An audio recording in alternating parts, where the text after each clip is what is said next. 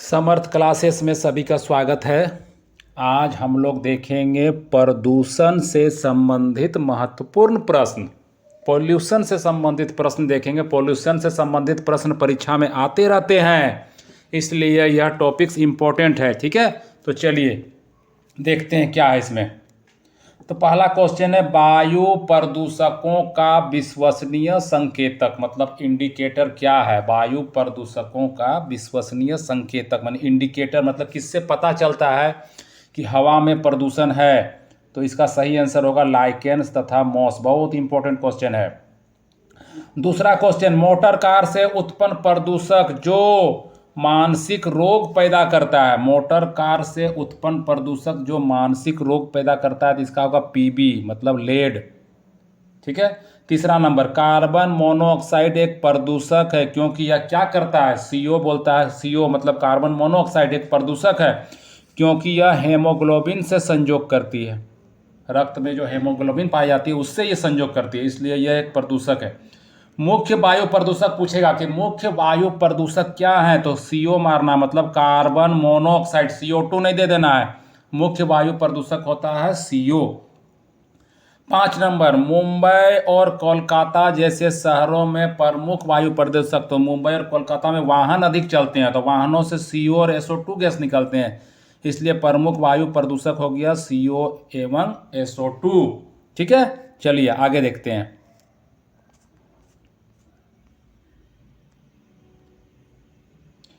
कौन सा वायुमंडलीय प्रदूषक नहीं होता है। कौन सा वायुमंडलीय प्रदूषक नहीं होता, ये बहुत इंपॉर्टेंट क्वेश्चन है। लड़का लोग फटाफट इसका आंसर मार देंगे। हाइड्रोकार्बन जैसे ऑप्शन में दिया है, कार्बन डाइऑक्साइड दिया है, कार्बन मोनोऑक्साइड दिया है और सल्फर डाइऑक्साइड दिया है, तो वायु प्रदूषक नहीं होता है। कौन सा नहीं होता है, तो इसका सीधा सा आंसर देंगे CO2। CO2 अगर हवा में है तो मतलब एयर का क्वालिटी खराब नहीं होगा, मतलब प्रदूषण नहीं होगा। हालांकि CO2 से हम लोग देखते हैं कि वायुमंडलीय ताप में वृद्धि होती है, ठीक है, जिसे हरित गृह प्रभाव कहते हैं, लेकिन यह वायु का प्रदूषक नहीं होता। वायु का क्वालिटी कौन खराब करता है, तो ये सब sulphur dioxide, carbon monoxide, hydrocarbon ये सब मिल जाता है तो हवा प्रदूषित हो जाती है। ठीक है, इसलिए इंपॉर्टेंट क्वेश्चन है। आ गया देखिए हरित गृह गैस, बहुत इंपॉर्टेंट क्वेश्चन है। हरित गृह गैसें कहलाते हैं। हरित गृह मतलब जो हो रहा है वायुमंडलीय ताप में जो वृद्धि हो रही है। ठीक है, तो वायुमंडलीय ताप में जो वृद्धि हो रही है उसके लिए उत्तरदायी गैसें कौन सी है, तो इसका अच्छा से आंसर देंगे हम लोग हरित गृह गैसों के लिए CFC मतलब क्लोरोफ्लोरोकार्बन, CO2 मतलब कार्बन डाइऑक्साइड, CH4 मतलब मीथेन और NO2 मतलब नाइट्रोजन ऑक्साइड। ये सब जो हैं ग्रीन हाउस गैसेस कहलाती है। बार बार इससे प्रश्न आता है, इसलिए इसको ध्यान से देखिएगा। ठीक है, नेक्स्ट देखते हैं।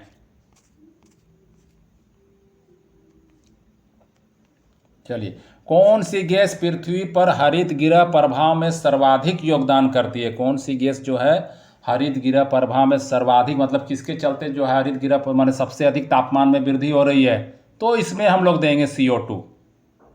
मेट्रोपॉलिटन नगरों में मतलब शहरी नगरों में, बड़े बड़े शहरों में प्रदूषण का मुख्य कारक क्या है, तो बड़े शहरों में प्रदूषण का मुख्य कारण है स्वचालित वाहन। वाहनों की संख्या वहाँ बहुत अधिक है और अधिक वाहन होने से ही वायु का वहाँ अधिक प्रदूषण हो रहा है।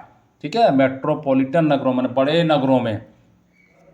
कौन सी गैस हीमोग्लोबिन से संयुक्त कर रक्त में एक विषैला पदार्थ बनाती है। कौन सी गैस जो है हीमोग्लोबिन से संयुक्त होकर एक विषैला पदार्थ बनाते हैं। अभी बताए थे हीमोग्लोबिन से कौन संयोग करता है, तो कार्बन मोनोऑक्साइड।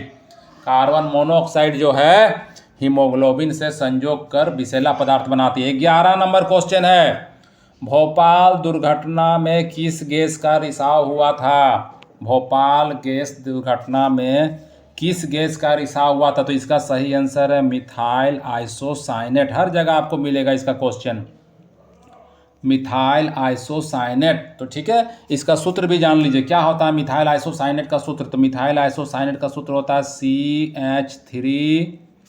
CH3NCO। ये इंपॉर्टेंट है, CH3NCO। मिथाइल आइसोसाइनेट का ही लीक हो गया था, जिसके चलते बहुत से लोग मारे गए थे। ठीक है, इसे मिक गैस भी कहते हैं, माने MIC, मिक मतलब हो गया मिथाइल आइसोसाइनेट। 12 नंबर क्वेश्चन, निम्नलिखित में से कौन जैव अक्षयकारी प्रदूषक है? जैव अक्षयकारी प्रदूषक मतलब जिसका क्षय नहीं होगा। प्लास्टिक है, DDT है, पारा है और सभी है। ठीक है, तो इसका सही आंसर होगा उपयुक्त सभी। ये सभी चीज़ों का क्षय नहीं होता है।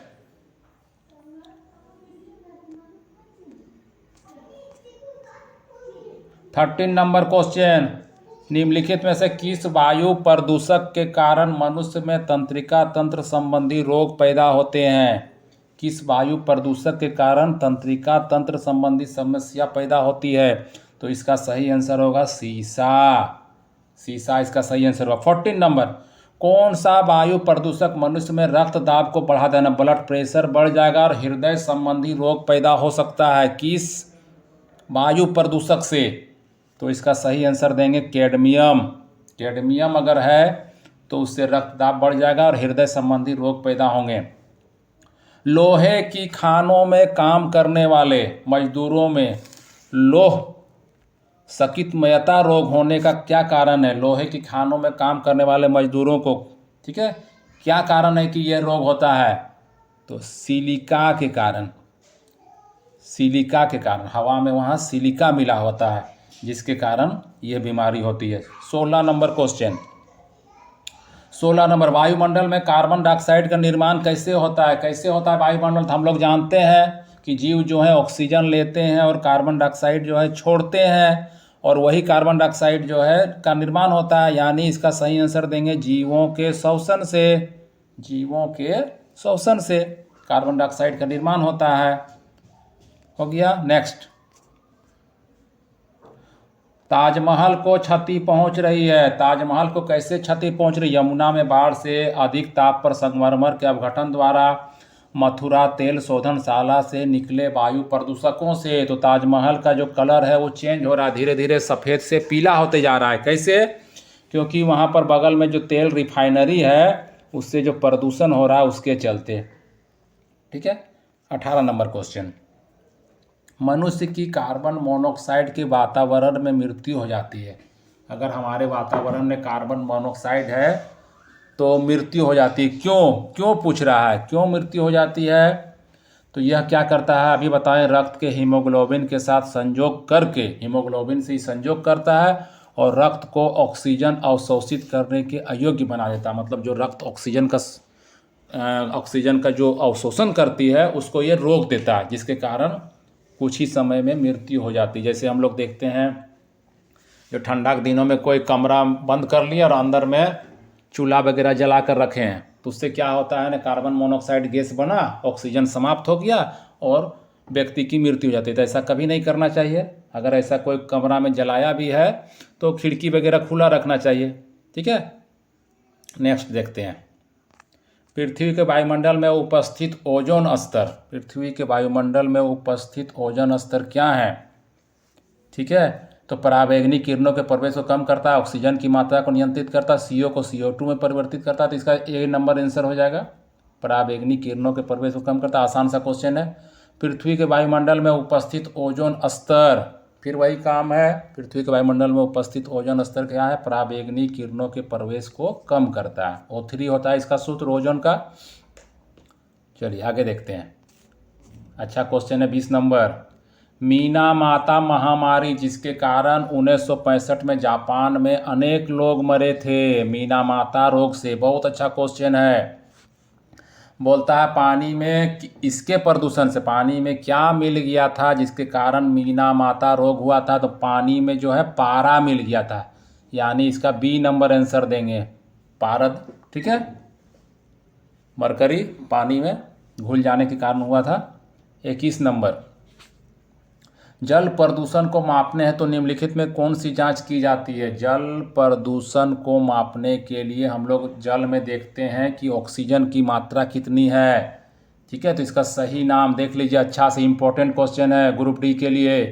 बायोमैकेनिकल ऑक्सीजन डिमांड इसका नाम है, बायोमैकेनिकल ऑक्सीजन डिमांड।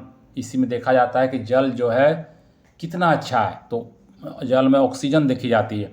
डीडीटी क्या है? डीडीटी का पूरा नाम होता है डाइक्लोरो डाइफिनाइल ट्राइक्लोरोइथेन। क्या है? अजैव अपघटनीय प्रदूषक। अजैव है मतलब जीवित चीज रहता है तो उसमें जैव लिखाता है, ठीक है, तो इसमें ये हो गया अजैव, और अपघटनीय प्रदूषक है, मिट्टी में प्रदूषण को बढ़ाता है।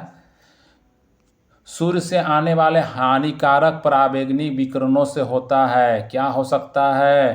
तो आसान सा क्वेश्चन है। सूर्य से आने वाले हानिकारक पराबैंगनी विकिरणों से त्वचा का कैंसर हो सकता है, ठीक है। आगे देखते हैं।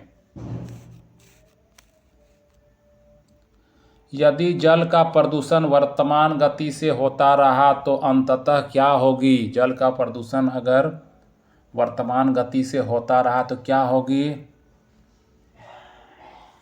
तो अगर इस तरह जल प्रदूषण होता रहा मतलब जल में ऑक्सीजन की मात्रा घटते जाएगी तो क्या होगा? जल पादपों, ये पादपों पढ़िएगा, पादपों, जल पादपों के लिए ऑक्सीजन के अणु अप्राप्य हो जाएंगे, मतलब जल में जो पौधा रहेंगे उसे उन्हें ऑक्सीजन नहीं मिल पाएगा और वो सारे पौधा जो है धीरे धीरे मर जाएंगे यदि जल का प्रदूषण इसी तरह होता रहा तो।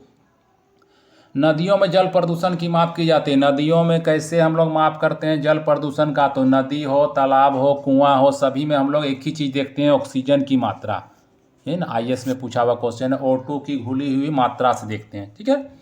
और 26 नंबर क्वेश्चन है, कौन सी गैस वायु को प्रदूषित नहीं करती? फिर वो पहले वाला क्वेश्चन आ गया, कौन सी गैस वायु को प्रदूषित नहीं करती? तो हम लोग क्या देंगे इसमें? CO, NO2, SO2, CO2 ऐसा ऑप्शन है तो CO2 देंगे। बार बार बता रहे हैं क्वेश्चन, इसमें गलती नहीं करना है। CO2 जो है वायु को प्रदूषित नहीं करती, माने वायु का क्वालिटी को खराब नहीं करती है। हाँ, हरित गृह प्रभाव उत्पन्न करती है ये, ठीक है, हरित गृह प्रभाव उत्पन्न कर सकती है, लेकिन वायु को प्रदूषित करती है यही सब, कार्बन मोनोऑक्साइड, NO2, SO2 ये सब मिल जाने से वायु का प्रदूषण होगा, CO2 नहीं होगा। इसलिए अच्छा से इस क्वेश्चन को देख लीजिएगा। इस तरह हम लोग वायु प्रदूषण से संबंधित इम्पोर्टेंट क्वेश्चन हम लोग देख चुके हैं। आप लोग इन प्रश्नों को देखिए ध्यान से, ये परीक्षा की दृष्टि से काफ़ी महत्वपूर्ण हो सकते हैं, ठीक है। जय हिंद।